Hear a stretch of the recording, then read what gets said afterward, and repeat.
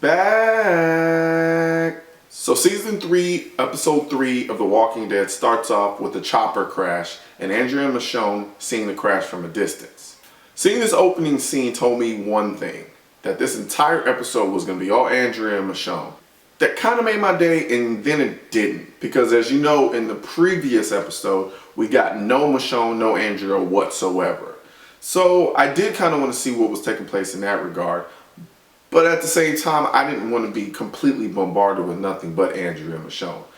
So Andrea and Michonne arrived at the chopper crash, and Andrea looks pretty much like death, and Michonne looks, well, angry. I swear Michonne goes into makeup every episode and tells them, give me the angry face. I have never seen someone look so angry so consistently in my life. So Michonne goes to check out the plane crash while Andrea flirts with death behind the bushes, gripping her Beretta. Now for my first soapbox. Look, I get it. Michonne is attached to her samurai sword at the hip. She loves her samurai sword. And to a certain degree, I do too. But I'm sorry, if I'm in a zombie apocalypse and I just came upon a plane crash that was carrying a crew of soldiers that all had AR-15s and the plane goes down and there's none of them alive, I'm pretty sure the first thing I do is probably pick up one of the AR-15s that are lying around the crash site. But that's just me. Yet and still, Michonne decides to go around and search for survivors and look around and see what else there is instead of picking up the AR-15s, only to be interrupted by another group of individuals that are like-minded like me and decide to do the same thing that I'm suggesting now. So they show up on the scene and Michonne takes off and goes back in the bushes and hides with Adrian and her Beretta 15 and her zombie slaves. At this point, the group of guys creates a perimeter around the crash site and decide to search the crash site and see if there were any survivors. So while the other guys of the group are searching the plane crash for guns, survivors, and things of that sort, Mr. Kimbo Slice decides to put in some work with some surrounding walkers with his bow and arrow, and Derek Jeter of the group decides to start playing batting practice with some of the zombies' heads. At this point, while they're hiding, Michonne's zombie slaves start to get a little jumpy and start making a little too much noise for her liking. So at this point is when she decides to go all Black Samurai and cuts both of their heads off without hesitation. That kind of shocked me, especially considering how she was able to just kill them with no hesitation, because it seems like when we first came upon Michonne and the two zombie slaves, it seemed like there was some sort of an attachment there that she wouldn't necessarily just be able to just kill them without hesitation. Or maybe I'm wrong, or maybe it's because I know that there's some familial and some other relationships between her and those walking zombies. But nonetheless, she killed them without hesitation, and quite frankly, I'm not upset, because those things were kind of getting on my nerves, because even though they were zombies, it was a little creepy seeing them with no hands and no mouth and just kind of being drugged along by chains. It was just kind of odd and kind of just made me feel a little icky. So the group of guys that are searching the crash site actually do hear Michonne going all Black Power Ranger on her two zombie slaves, and they start to kind of look around to see what the sound was and where it was coming from. After being satisfied that there was nothing there, they actually decide that it's time for them to leave. And at this point, Michonne and Andrea start to breathe a sigh of relief, but not so fast, because he's back. That's right, at this point when Michonne and Andrea decide to leave, guess who shows up? Yeah, you guessed it. Mr. Murrow himself, everyone's favorite racist. I've never hated and loved an individual so much as I hated and loved Murrow, because quite frankly, no one can throw racial slurs as well as Murrow can, and quite frankly, I think it's utterly hilarious. So at this point, Murrow shows up behind Andrea and Michonne with a 1911 and a metal prosthetic arm with a bayonet attached to it. You gotta love it. Anyway, at this point, whenever Murrow finds Michonne and Andrea, I was almost certain, I was waiting for it, the obligatory racial slur to come out of Murrow's mouth. But it never happened, and quite frankly, that made me kind of sad.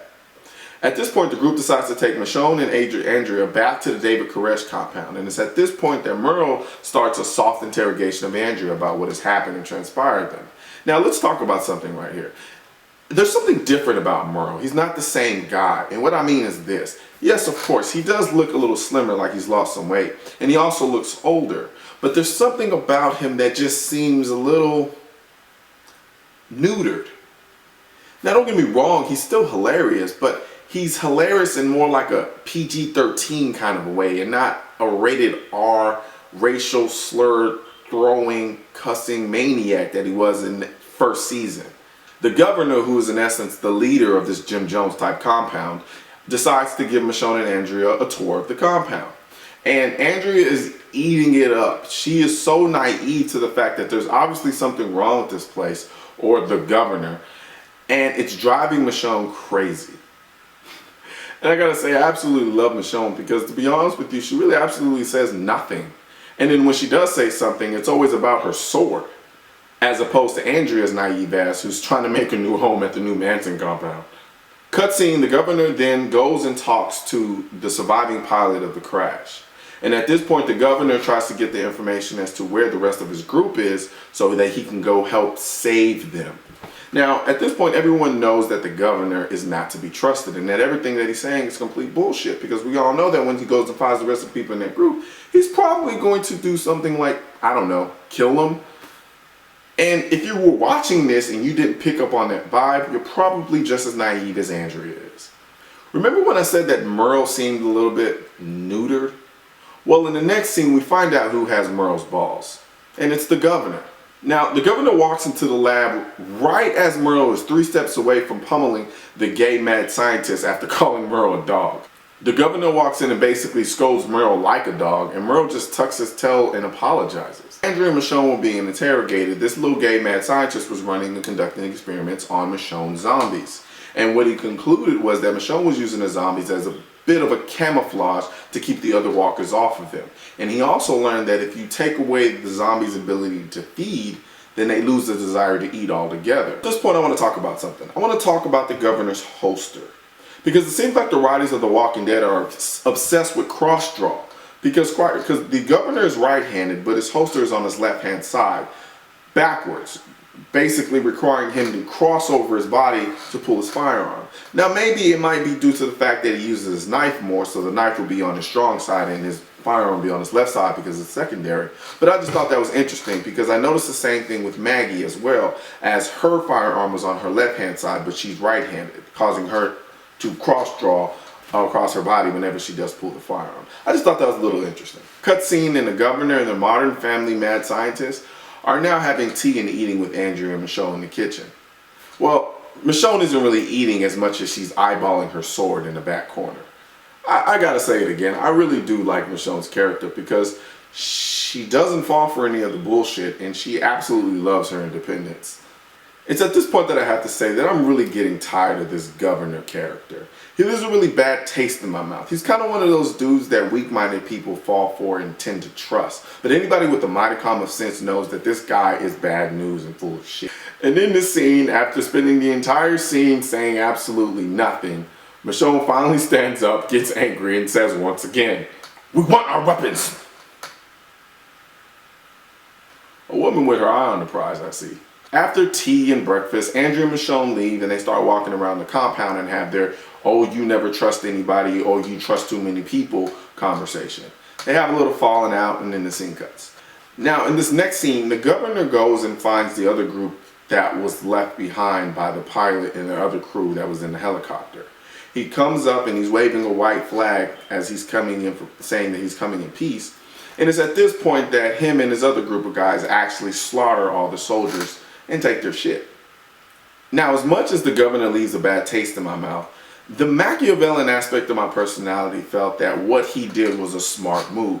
The last thing you want to do is take in a group of soldiers to come and disrupt the balance of a situation that you've already established. Because let's be clear, there's no way that this group of soldiers are going to come into the David Koresh compound and not try to oust the governor.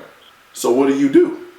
Kill everyone and take their shit. Now, the nice guy in me hates what the governor did, and quite frankly makes me want to tar and feather him and send him off to the walkers. It always amazes me how people can follow one man. Not that there's something inherently wrong with it, but it's just amazing to me how there could be a group of people and those group of people will put all their trust into one person. Maybe because I tend to be a little bit more independent as far as my personality is concerned. I tend to walk alone and stay outside of the group for the most part. And that necessarily might not be advantageous to my well-being, but I do kind of find it hard to follow one individual and completely put my trust in just one individual.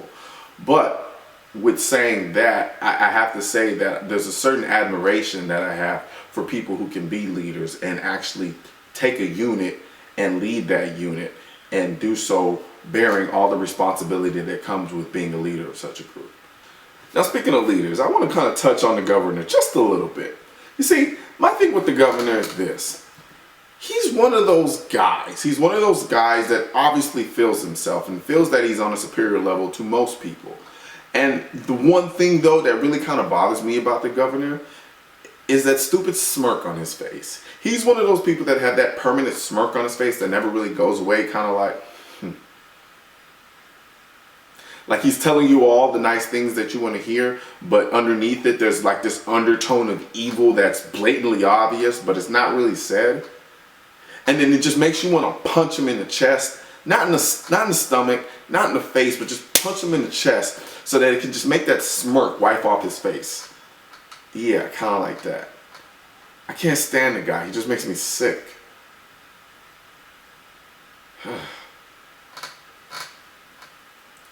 Anyway, so after the governor and the group kill all these people and drive back to the David Koresh compound, the governor stands on one of the trucks that they brought back from the people that they murdered and kind of goes into his little soliloquy about how the group needs to stay together and how we have these walls and how he's protecting them and all a bunch of bullshit and lies and how he tried to save them, they were overrun by the walkers, etc., etc. Lies, bullshit, bullshit, bullshit.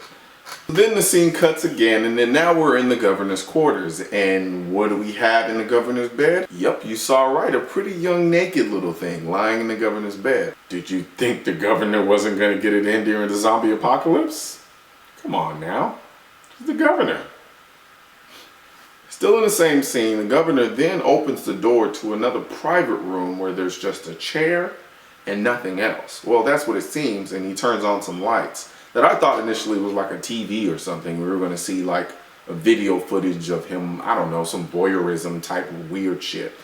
But no, we actually see something weirder. It's a bunch of glass casings filled with zombie heads that apparently are still alive. I don't know. This scene kind of just creeped me out a little bit. And it didn't really say much. It was just kind of him sitting there drinking a scotch or something in his little chair looking at the zombies. Somebody has a really sick fetish, it seems like. And that, my friends, would be the completion of Season 3, Episode 3 of The Walking Dead. I have to say, this episode seemed to go by rather quickly. It didn't seem like an hour-long episode. It went by pretty fast, but that was the episode. But before I go, I would like to say this. I really want to know what you guys thought about the scene where he slaughtered all the other soldiers. I really want to know what your thoughts on that, as far as whether or not you thought that was a smart move, whether he's just plain evil incarnate, or what. Just leave comments. I want to see your comments, and let's talk about it. I really would like to get everyone else's opinion about what they thought regarding that particular scene. And I'll do my best to try to read as many of the comments as I can, and I'll try to comment as much as possible. So with that being said, that's MrColionNoir, and I'm out.